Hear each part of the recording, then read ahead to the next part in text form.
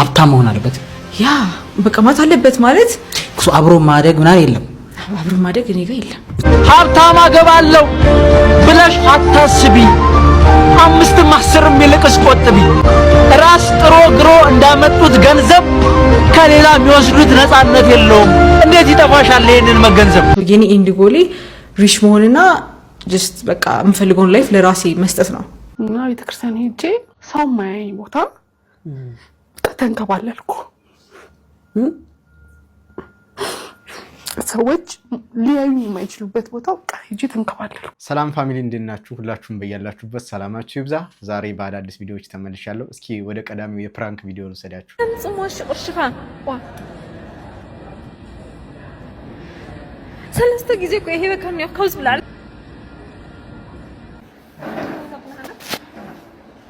ደህና ነህ ሰላም ነገር ላስቸግር ምንድነው ቁጭ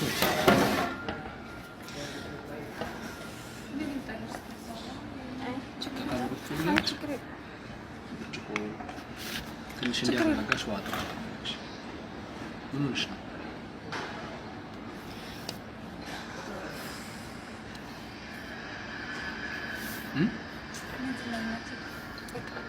አንተ ተረዳኛለህ ብዬ አስባለሁ ምንድነው ገንዘብ ችግሮች ነው አይደለም ፍቅረኛ የድሮ ፍቅረኛ ነውና የሆነ የማይሆን ቪዲዮ ይዞ እያስፈራራኝ ነው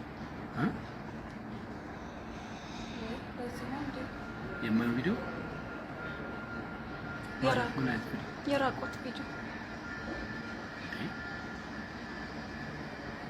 እንዴት ማለት እንዴት ልከሽለት አንቺ ነው የድሮ አሁን ተጣልተን ኤክስሽ ነው እንዴት ያዘብሽ የራቆት ቪዲዮ አንቺ ራሱ ለምን እንደዚህ አይነት ነገር ታደርጊያለሽ ራሳችሁን ካጠበቃችሁ ማለት እንዴት ወንድ ነው አይ እንደዛ አይደለም እሺ ምንድነው እኔ አላወኩም ነበር ቤቱ ሄጄ ነበርና እንጃ ደብቆ ይሁን እንዴት እንደያዘው አላውቅም ብቻ እያስፈራራኝ ነው ባለፈው 100,000 ላኩለት አይፎንን ሽጬ ላኩለት ከዛ አሁን ደግሞ ድጋሜ እንትን እያለኝ ነው አሁን ብሰጠው ራሱ ድጋሜ እንትን ይለኛል ገንዘብ አምጪ ያለ ያስፈራሩ የሚቀበልሽ እዚህ ነው አዎ ስለዚህ ለፖሊስ ነው ማለት ፖሊሶች አሉ አይ አትደውል ከደወልክማ ይፖስተዋል ለምን ፖስተዋል እንይዟለን ነው ያዛሉ አይደለም እያስፈራራኝ እኮ ነው የት ነው ያለው አሁን ይመጣል እዚህ እኔ ማውቃቸው ፖሊሶች አሉ አለ አዎ ደውዬ መጥራት ይችላል አይ መጥራት ሳይሆን መጀመሪያ ታናግረውና በሰላም መፍታት ከተቻለ በሰላም እንፈታዋለን ካልሆነ እሱ ነው ማናገረው አይደለም ልጁ ይመጣል አሁን በስርዓት ታውራ ስማ አትጮህ ቶ ወንድነት ከፈለክ ችግር የለውም የፈለክበት ደረጃ እንደርሳለን አርጋውን ተወንኩ አዎ እንግዲህ በሰላም መፍታት አልቻለም ማለት ነው ሄኖክ ድንቁ ገጠመ ይላል በነገራችን ላይ ይሄ የእውነት ነው አሉ ፕራንኮ እሱ ያቅም አሉ እና ለሴት ልጅ እንደዚህ መፋለሙ አፕሪሺየት ይደረጋልና በነገራችን ላይ እንደዚህ አይነት በፕራንክ መልክ አቀረቡት እንጂ እውነት ነው ሴቶች እህቶቻችን ከቦይ ፍሬንዶቻቸው ጋር በሚኖራቸው ግንኙነት ውስጥ ያምኑትና በጣም ራሳቸውን አሳልፈው ይሰጣሉና ያኔ የተለያዩ ቪዲዮዎች ወይም ደግሞ ፒክቸሮች ይወሰዱና ይቀመጣሉ ማለት ነው ቦይ ፍሬንድ ጋር ዘን ልጅቱ ገንዘብ አምጪ እየተባለች በዛ እየተስፈራራች እየተጨነቀች ትኖራለች ማለት ነው የብዙ ሰዎች ታሪክ ነው በነገራችን ላይ ይሄ የብዙ በፕራንክ መልክ ነው እዚህ የምናየው ግን ሶሻል ሚዲያ ላይ ተሰማላችሁ ብዙ ሰው ብዙ ሴቶች አሉ ራሳቸውን ያጠፉ በዚህ ምክንያት ቪዲዮአቸው ይለቀቅባቸዋል እየተባሉ ብዙ ገንዘብ የሚከፍሉ አሉ ምናምን እና እንደዚህ አታርጉ ጥሩ አይደለም ሴቶችም ራሳችሁን ጠብቁ ወንዶችም እንደ አይነት ተንኮል እንዳትሰሩ የኔ ኢንድ ጎሌ ሪች መሆንና ጀስት በቃ የምፈልገውን ላይፍ ለራሴ መስጠት ነው እሱ ነው ኢንድ ጎሌ ሪች መሆን ነው የምትፈልግሽ የምፈልገውን ላይፍ መኖር እንደ ፍሪደም ምን አይነት ነው የምትፈልጊው አይወነ ነው በቃ ጀስት በየጊዜው የተለያዩ ሀገሮችን እየሄድኩኝ ኢንጆይ ማድረግ ትራቭል ማድረግ ሪች መሆን ትፈልጋለች ሀብታም መሆን ትፈልጋለች። የተለያዩ ሀገር እየሄደች ትራቭል እያደረገች ዘና እያለች መኖር ትፈልጋለች። ግን እንዴት ነው ሪች የምትሆነው ብላችሁ ስትጠይቁ ይህም ቪዲዮ እንዴት ሪች መሆን እንደምትችል ትነግረናለች እዚሁ ላይ።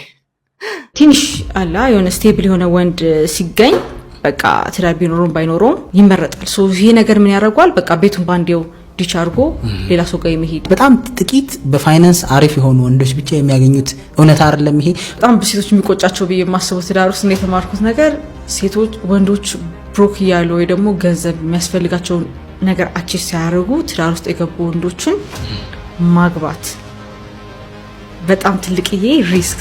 ሀብታም መሆን አለበት ያ በቃ ማለት አለበት ማለት አብሮ ማደግ ምናምን የለም። አብሮ ማደግ እኔ ጋር የለም።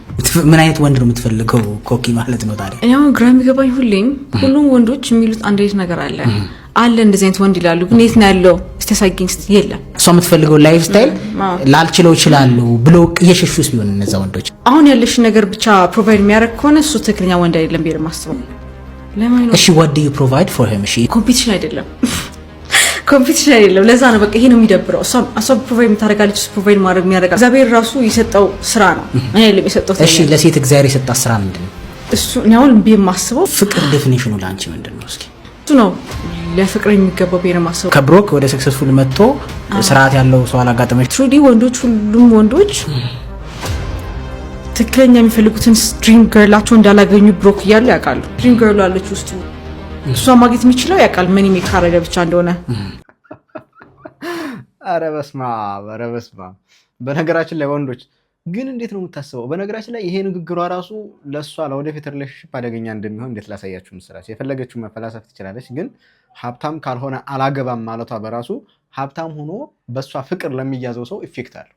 ለምሳሌ ሀብታም ሆኖ እሷ የምትፈልገውን ነገር አሟልቶ እሷ ጋር አንድ ላይ መሆን ሲፈልግ ሰውየው ምን መሰላችሁ የሚሰማው? እሷ እኔ ጋር የምትሆነው ሀብታም ወይም ደግሞ ገንዘብ ያለው ሰው ማግባት ስለምትፈልግ ነው ብሎ ያምናል ማለት ነው። ለምን? ሰምቷታል። ስለዚህ እንዴት ነው ሪል የሆነ አታችመንት የሚፈጠረው? እንዴት ነው ፍቅር የሚመሰረተው? ወይም ደግሞ እንዴት ነው አሪፍ የሆነ ፍቅር ያለው ፋሚሊ ስታብሊሽ የሚደረገው? በጣም ከባድ ነው። ምክንያቱም ሰውየው ምንም ቢወዳትም ኢቭን እሷ እንኳ ፍቅር ቢይዛት የእውነት ፍቅር እንኳ ቢይዛት ኢንሴኪውር ነው የሚሆነው። ከገንዘቡ ነው ፍቅር የያዛት ይላል እና ለእሷም ህይወት ጥሩ አይደለም። ሌላው ቀርቶ ለወደፊቱ እንደው አላገባች ከሆነ ማለት ነው ነገሩ አላገባች ብታገባ እንደዚያ ትናገር። ፕላስ ደግሞ ሀብታም የሚፈልጉ ከሆነ አብሮ ማደግ የማይፈልጉ ከሆነ ስለዚህ እኛ ሀገር ላይ ሀብታም ለመሆን ትንሽ እድሜ 40 ምናምን መንካት አለበት። ከ35 በላይ ምናምን መሆን አለበት። ከ35 በታች እድሜ ያለው ሰው ብዙም ሀብታም አይሆንም። አስል ላይ ነው ገና ኬሪየሩን እያሳመረ የተለያዩ ኦፖርቹኒቲዎችን እያሳደደ መንገዱን እያስተካከለ ምናምን ከፍ ዝቅ የሚልበት የሚከስርበት የሚያተርፍበት እድሜ ነው እና ስለዚህ እነዚህ አይነት ሰዎች የሚያገቡት ትልቅ ሰው ነው ማለት ነው። 40 ምናምን ከደረሰ ደግሞ ኦልሬዲ ፋሚሊ ያለው ልጆች ያሉት ምናምን ነው ሊሆን የሚችለው። ሰው ባል የማግኘት እድላቸው ራሱ አናሳ ነው የሚሆነው። ይሄ እንዲሁ እንደሷ ሀሳብ ስንረዳው ነው። ግን ፍቅር ከሌለ ምን ያደርጋል? አይደል ነው። እኔ ለፍቅር ሰው ያለው ነገር የወረደው ማለት ነው። አብራ ብታደግ ምን አለበት? አብራ ብትሰራ። ሰው የሚኖረው እኮ ለገንዘብ ብቻ አይደለም፣ ለመዝናናት ብቻ፣ ለመደሰት ብቻ፣ ለመብላት ለመጠጣት ብቻ፣ ቆንጆ ቆንጆ መኪናዎች ለመንዳት ብቻ፣ አሪፍ ቆንጆ ቤት ለመኖር ብቻ አይደለም። እና ላይፍ ፐርፐዝ ማቴሪያል ላይ ሄዶ ሲጠበቅ እንደዚህ አይነት የአስተሳሰብ ዝቅጠት ያላቸው ሴቶች ይወለዳሉ። ያ ማለት ግን ምን ለማለት ፈልጌ ነው? ሀብት ገንዘብ አያስፈልግም ፋሚሊ ለመመስረት እያልኩ አይደለም። ወንድ ልጅ ራሱን መቻል አለበት። የሚመራውን ፋሚሊ ማስተዳደር መቻል አለበት። በቃ ማስተዳደር መቻል፣ መመገብ መቻል አለበት። ቤቱን መመገብ መቻል ማለት ትምህርት ቤትም ሊሆን ይችላል። ሚስትን ማስተዳደር ምናምን አስፈላጊ ነገሮችን ሊያሟላ አፎርድ ሊያደርግ ይገባል። ይሄ ተፈጥሮ ራሱ ወንድ ልጅ በዛ ስትራግል ውስጥ ይሄዳል። ግን እንደዚህ የተጋነነ ማቴሪያል ጋር ሀብታም ካልሆነ ተብሎ መጣበቅ ልክ ነው ብዬ አላስብም። የእናንተን ሀሳብ አስተያየት አስቀምጡልኝ። እስኪ እንዲህ እንበላት እሷን እዚህ ልጅ ጋር ሀብታም አገባለሁ ብለሽ አታስቢ፣ 5ም 10ም ይልቅስ ቆጥቢ። ራስ ጥሮ ግሮ እንዳመጡት ገንዘብ ከሌላ የሚወስዱት ነፃነት የለውም። እንዴት ይጠፋሻል ይሄንን መገንዘብ? ቀላል እንዳይመስልሽ፣ ህይወት አይገፋም ሌላ ሰው ተማምኖ። ያለው አትበይ፣ ነውር ነው። ኖ ሀብታም መሆን ስትችይ ሀብታም ሰው መመኘት ይሄ ነው መሞኘት። እውነት ነው፣ ይሄ ነው መሞኘት። እና ሰው ነው የሚበልጠው። ሀብት በአንድ ጀንበር ይጠፋል። በነገራችን ላይ እስኪ ሀብታም አገባችና በሆነ ቅጽበት መቼም የሰው ልጅ ተሰባሪ አይደለም። የሀብታም የሆነ ነገር ቢሆንና ሙሉ ገንዘቡን ቢያጣው ሀብቱን ቢያጣው ትታው ልትሄድ ነው? እሷስ ትታው ትሄዳለች። ደስ አይልም በጣም ከስነ ምግባር አንጻር የዘቀጠ ከሃይማኖት አንጻር የማይፈቀድ የወረደ ነው። እንቀጥል ወደ ሌላ ቪዲዮአችን። በቃ አንቺ ላይ ያለው ነገሮች ወደ እኔ እንዲመጣ እግዚአብሔርን ጠየቅኩት አለኝ። አንቺን ትቶ እኔ ጋር እንዲመጣ እግዚአብሔርን ጠየቅኩትና ጸሎት አደረኩ አለኝ። አሁን ይሻልሻል በቃ አንቺ መጨነቅ የለብሽም ምናምን ብሏል። ኧረ ተይ። እና በጣም በቃ ደነገጥኩ። በጣም ነው ሾክ ያደረገኝ። በቃ ሾክ አደረገኝ። በቃ ልክ ይሄን ነገር ሰማ ቤተክርስቲያን ነው የሄድኩት እና ቤተክርስቲያን ሄጄ ሰው ማያየኝ ቦታ ተንከባለልኩ። ሰዎች ሊያዩኝ የማይችሉበት ቦታ በቃ ሄጄ ተንከባለልኩ። በቃ ቆሜ አልሰማኸኝም ጸሎቴን፣ ተንበርክኬ አልሰማኸኝም ጸሎቴን፣ ተደፍቼም አልሰማኸኝም ጸሎቴን። አሁን ግን በቃ ለምንም ሳልጨነቅ እንከባለላለሁ እና ማንም ሰው ሊያስቆምኝ የማይችልበት ጥበቃ የማያየኝ ቦታ፣ ሰው የማያየኝ ቦታ በቃ ተንከባለልኩ። ወንድሜን ተው በቃ ወንድሜን ተውልኝ። በቃ እስካሁን እኔን ነው አይደል?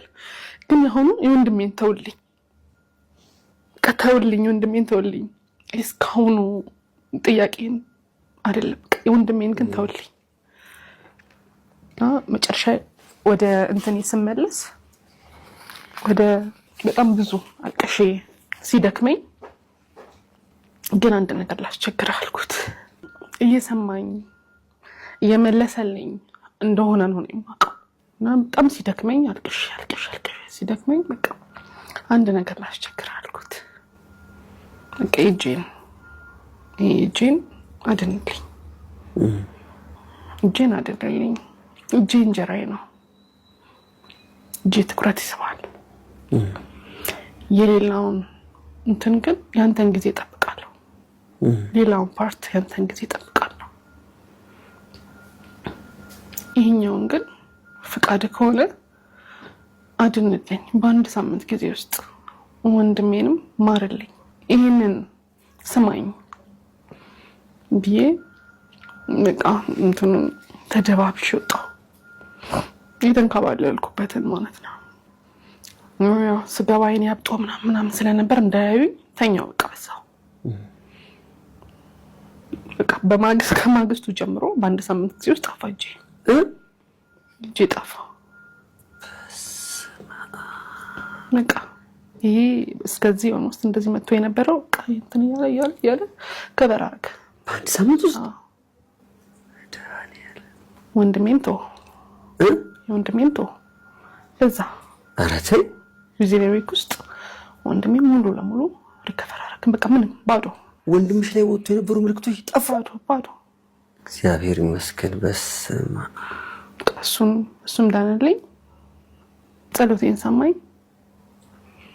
የኔም ምልክት በቃ ይሄ ሙሉ ለሙሉ እጄ እንዳልኩት ዳነልኝ። እግዚአብሔር ጸሎቴን ሰማ ማለት ነው። ምን አልሽ? ደነቀኝ ነው ያለችውና በጣም ነው እኮ የሚደንቀው። እኔ እንደዛ አይነት ልብ ያላቸው ሰዎች ያስቀኑኛል። እውነት ለመናገር ታማ ነው የቆዳና ሰውነቷ ላይ ነጭ እየሆነ እየወጣ ወንድሟ የሷን በሽታ ወደሱ እንዳደርግለት ጸለየ። በሽታውም ሄዷል። ወንድሟ መታመም ጀምሯል። ከዛ በኋላ ነው እንግዲህ እየተንከባለች ማልቀስ የጀመረችው ማለት የልብ ወዳጅ ከእግዚአብሔር ውጭ የለምና እንዴት ብላ እንደነገረችውና እንዴት ብላ እንደነገረችው ለእግዚአብሔር ራሷን አዋርዳ የእውነት ተንበርክካ ነው የነገረችው። ተንበርክካም አይደለም እየተንከባለች ነው የነገረችው እና አስገዝታ ምርር ብላ የእውነቷን ነው የነገረችውና ይሄ እንትን የለም ጥርጥር የሌለበት ጸሎትና እምነት እንደዛ አይነት ስራ ይሰራል። መልስ አለው ወደ እግዚአብሔርና የሆነ የልጅቷ ብርታት በእግዚአብሔር ላይ ያላትን እምነት ያሳያል። አሉ በቃ እንደዚህ አይነት ሰዎች የጸሎት ህይወታቸው የሚያስቀና ጎበዝ የሆኑ ምንም ነገር ቢፈጠር ከእግዚአብሔር ጋር የሚጣበቁ እንደው ካልባረከኛ አልለቅህም የሚሉ ማለት ነው። ካላዳንከኝ አልለቅህም እንደማለት ነው። የእሷ እንባ እንደዛ ነበር። ወንድሟም ቶታሊ ዳነ። እሷም የጠየቀችው ነገር በአንድ ሳምንት ውስጥ እጇ ላይ ያለው ነገር ጠፋ ማለት ነው። እና እኔ በጣም ምን አይነት ለሰን እንዳገኛችሁ እናንተ ራሳችሁ ወደ ራሳችሁ ህይወት ውሰዱት። ግን እኔ በጣም ብዙ ለሰን ነው ያለኝ። ምን አይነት ልብ ቢኖራት ነው? ምን አይነት ቅን ልብ፣ ንጹህ ልብ ቢኖራት ነው? እግዚአብሔር እኮ ይሰማል እኮ። ግን አዲስ ነገር አይደለም ተአምር ምናምን ለኛ። ግን ሁሌ ድንቅ አይደለ? ስለ እግዚአብሔር ስንሰማ ሁሌ እንደነቃለን፣ ቸርነቱን እናያለን። እንኳን እንደዚህ ትንንሽ ህመሞችን መንግስተ ሰማያትን ሁላ ሊሰጠን የታመነ አምላክ ነውና እናምነዋለን። ከዚህ የላቀውን ውድ የሆነውን የማይነገር ሊነገር የማይችል ትልቅ ነገርን ሊሰጠን ለዛ ነው ያዘጋጀን። ኖርማሊ እግዚአብሔር ይችን ከበሽታ ማዳን ትንሽ ነገር ናለ። እግዚአብሔር ግን ደግሞ በጣም ደካሞች ስለሆን እንደዚህ በደከምንና በተርበተበትን የምንገባበት የምንጠጋበት ባጣን ጊዜ ጸልየን ስንሰማ ደግሞ እንደነቃለን። የእግዚአብሔር ስም ይመስገን። ልጅቱንም እግዚአብሔር በቤቱ ያጽናት። እውነት እግዚአብሔር ይባርካት። ትዘለሰን ለኔ ትልቅ ትምህርት ነው። ውድ ቤተሰቦቼ እስካሁን አብራችሁ ስለቆያችሁ አመሰግናለሁ። ቪዲዮውን ከወደዳችሁት ላይክ አድርጉት። ኮሜንት ላይ ሐሳብና አስተያየታችሁን ስጡኝ እና ሰብስክራይብ በማድረግ ቻናሉን ተቀላቀሉ። አመሰግናለሁ።